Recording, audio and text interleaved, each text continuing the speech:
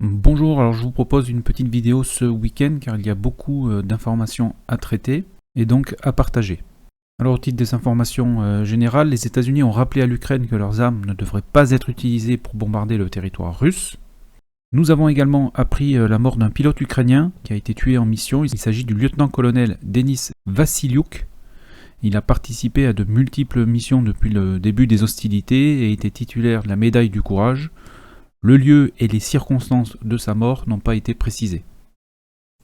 Et juste avant donc de nous rendre sur le terrain, je tiens à vous prévenir que cette dernière semaine, il y a eu beaucoup de pertes de part et d'autre, et notamment donc en blindés, chars, canons automoteurs, etc. Donc comme vous allez pouvoir le constater. Donc direction maintenant le terrain avec la région de Koursk où on commence avec 2 chars russes qui ont été détruits par des drones kamikazes ukrainiens. Donc au 17 mai, pas très loin de la frontière. Et donc sur la vidéo qui est ici, que je vous partage également en description, apparemment les 2 chars étaient en train d'être dépannés lorsqu'ils ont été attaqués par des drones kamikazes. Direction la région de Kharkov, ici, où l'attaque russe donc se poursuit, même si elle a ralenti ces derniers jours. À préciser également que pendant les premiers jours de l'offensive russe, ces derniers ont réussi à brouiller les communications ukrainiennes qui utilisaient Starlink, ce qui explique en partie la désorganisation de l'armée ukrainienne au premier jour de l'attaque. Dans le ciel de la région de Kharkov, il y a actuellement des dizaines de Lancet qui sont donc guidés par des Orlan. Donc sur le front de Kharkov, il est donc divisé en deux. À l'ouest, vous avez le secteur de Liptsi et à l'est, vous avez le secteur de Vovchansk. On va commencer avec le secteur de Liptsi où les Russes ont progressé ces dernières 48 heures. Toujours grâce à leur infanterie, qui a été en partie ici bombardée, mais ce qui leur a permis également de reprendre du terrain. Sur une des vidéos ici, il y a un abri ukrainien qui est attaqué par des drones kamikazes russes, et sur cette même vidéo, on peut voir ici que des dents de dragon sont en cours d'installation, mais l'installation n'est pas terminée. Et les premiers éléments de l'infanterie russe se rapprochent donc de Liptsi, donc qui est ici, comme vous pouvez le constater. Dans la journée du 16 mai, un grade ukrainien a été détruit par une frappe de missile au sud-est de la commune de Rouski-Tiski qui se trouve ici, et le grade se trouvait ici. Et sur Borchova, alors Borchova c'est au sud de la ville de Liptsi, ici exactement, c'est un Bodan qui a été détruit par un Lancet, toujours dans cette journée du 16 mai. Direction le secteur de Vovchansk ici, où les Russes se sont emparés du hameau de Bourouvatka, qui se trouve ici. Et il y a des combats à l'est du village de Staristisia, qui se trouve ici, où donc l'infanterie ukrainienne a été détectée. Et dans ces combats, les Russes ont perdu ici un BMP au 16 mai. Un petit peu plus à l'est, sur Vovchansk même, ici, le 16 mai, l'infanterie russe a investi l'hôpital de la ville. Donc sur cette vidéo qui est ici et que je vous partage sous la vidéo en description, on voit clairement donc l'infanterie russe pénétrer dans l'hôpital. Et dans la journée du 17, donc le lendemain, c'est l'aviation ukrainienne qui a bombardé et totalement détruit l'hôpital. Donc plusieurs frappes aériennes ont ciblé le bâtiment. Dans la ville même de Volchansk ici, donc l'infanterie russe et ukrainiennes ont été détectées, donc au 16 mai, et également au 15 mai, et ici côté ukrainien, évacuation d'un blessé sur cette vidéo. Dans la journée du 15 mai, les Russes ont perdu un BMP-2 dans la partie nord-ouest de la ville. Ces dernières 48 heures, les Russes ont réussi à sécuriser la partie donc ici en violet, donc jusqu'à la rivière Vovcha, qui est ici, et qui mène jusqu'à l'hôpital.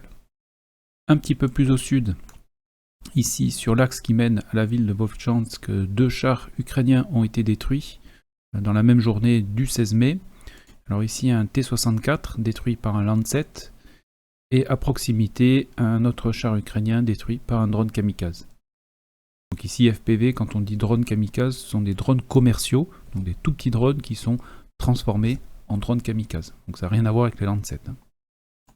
Et d'ailleurs, ces Lancet ont été particulièrement actifs sur les arrières ukrainiennes, donc au sud de Vovchansk, les 17 et 18 mai. Sur la commune de Sosnovi, ici, c'est un Bodan qui a été détruit par un Lancet. Un petit peu plus à l'est, toujours ce 17 mai ici, c'est un grad ukrainien qui a été détruit par un Lancet. Au 18 mai, on a un Krab ici. Donc Krab, c'est des canons automoteurs de conception polonaise qui a été également détruit par un Lancet. Et enfin, le 18, encore ici, c'est un Akatia. Donc c'est un petit canon automoteur de conception soviétique qui a été détruit également par un Lancet au 18 mai.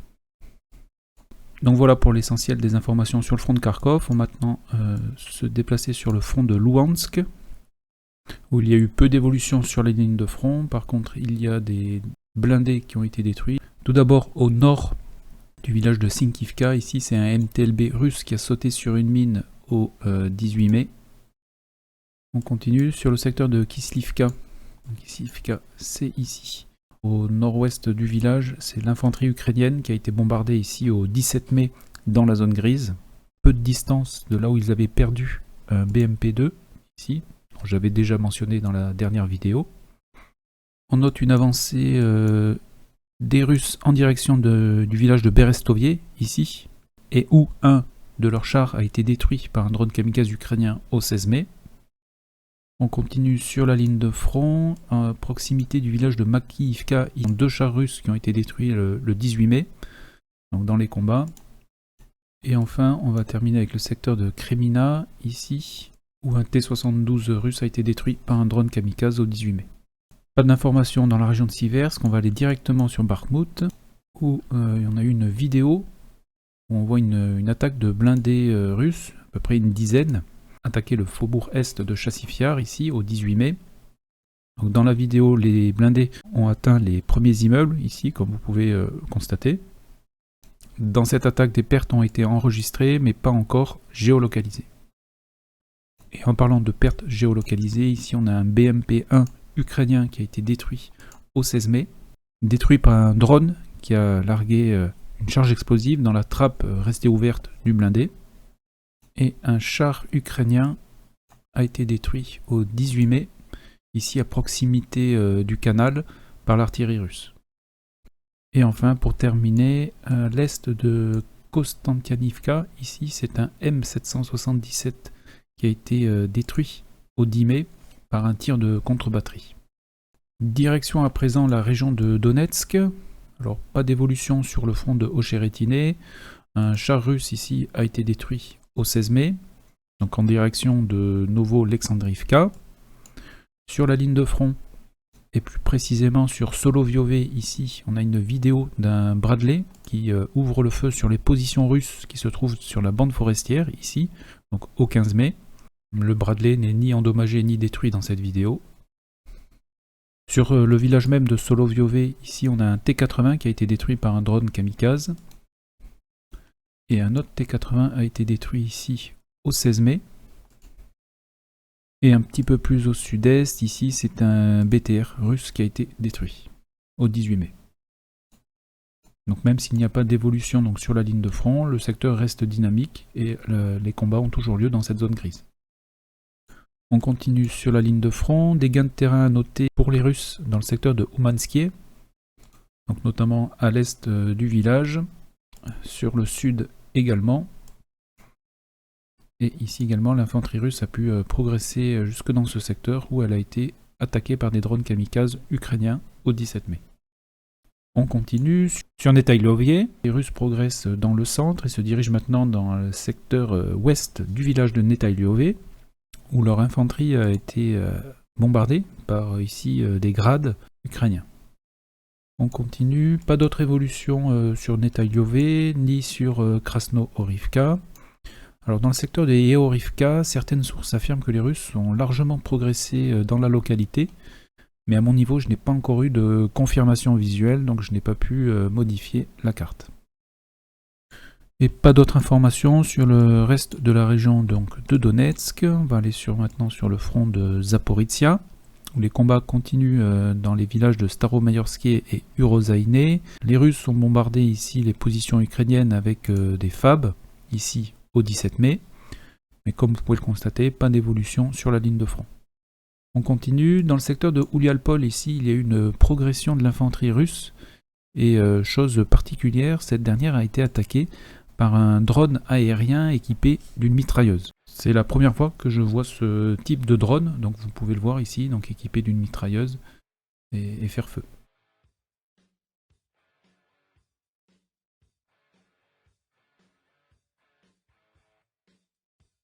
Donc cette vidéo s'est passée ici, exactement au sud-est de la ville de Oulialpol. Direction Robotiné, ici dans le village Nouvelle Progression donc des Russes, qui se sont emparés donc de plusieurs habitations ici, dans le centre du bourg. Leur infanterie a été attaquée par des drones kamikazes, ici dans la zone grise, essentiellement sur la partie nord du village. Pas d'informations dans la région de Kherson ces dernières 48 heures, donc on va se rendre directement en Crimée, où on a pu obtenir des images satellites sur les bombardements de l'aérodrome de Belbek, donc, que je vais vous partager. On a donc des visuels sur un dépôt qui a été détruit, ici. 2 MiG-31, un ici et un ici. Ensuite, on a un MiG-29 qui a été détruit. Ici, il y a un autre avion qui a été détruit, mais il est impossible d'en définir le modèle avec uniquement ce qui reste. Et ici, on a un Sukhoi 27 qui apparemment est intact. Il a peut-être été endommagé dans les frappes, mais on ne peut pas confirmer avec ce visuel. Donc j'ai reporté donc toutes ces informations ici donc sur la carte avec les MiG-31, le MiG-29 ici. Et un peu plus loin, un appareil donc non identifié mais détruit, et le Sukhoi 27 qui se trouve ici. Dans les derniers bombardements donc sur la Crimée, on a appris la mort du lieutenant-colonel Koulakov dans un de ces bombardements justement avec des missiles attaques-MS. Il occupait un poste à responsabilité dans les communications, mais la date et les circonstances de sa mort n'ont pas été précisées. La nuit dernière, il y a eu de nouvelles explosions dans la région de Sébastopol. On n'a pas encore de confirmation donc, sur d'éventuels dégâts. Et il y a également eu une attaque de drones ukrainiens dans la région de Krasnodar, donc ici exactement, et plus précisément sur la ville de Novorossiysk, ici. Alors, pour rappel, c'est ici où une partie de la flotte russe de la mer Noire a élu domicile depuis les attaques sur la Crimée. Donc ici, il y a eu des explosions. On a également une vidéo où un des drones est abattu par la défense antiaérienne. Suite à ce bombardement, il y a eu une coupure de courant dans la ville, puisqu'une des stations électriques a été touchée. Et il y a également eu des explosions sur la raffinerie de Tuapse, donc qui est plus au sud-est, ici. Donc raffinerie qui a été attaquée par des drones ukrainiens et touchée. Donc voilà pour les informations essentielles au 19 mai 2024. L'offensive russe dans la région de Kharkov continue. On note une forte présence des Lancet dans le ciel de cette oblast.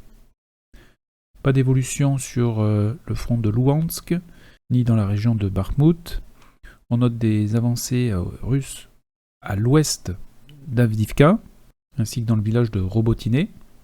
De nombreuses attaques aux missiles ont eu lieu en Crimée ces dernières 48 heures.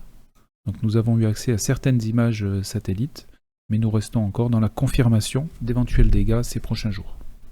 On note une augmentation des pertes en blindés et canons automoteurs de part et d'autre. Cette dernière semaine, les blindés ukrainiens sont essentiellement détruits par des Lancet, alors que les blindés russes sont en partie détruits par des drones kamikazes.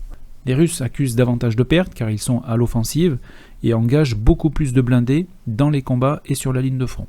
Alors que le ratio était de 7 contre 1 il y a plusieurs semaines, il est retombé actuellement à 2 contre 1, ce qui signifie que quand les Ukrainiens perdent un blindé, les Russes en perdent 2. Les deux armées enregistrent des pertes élevées.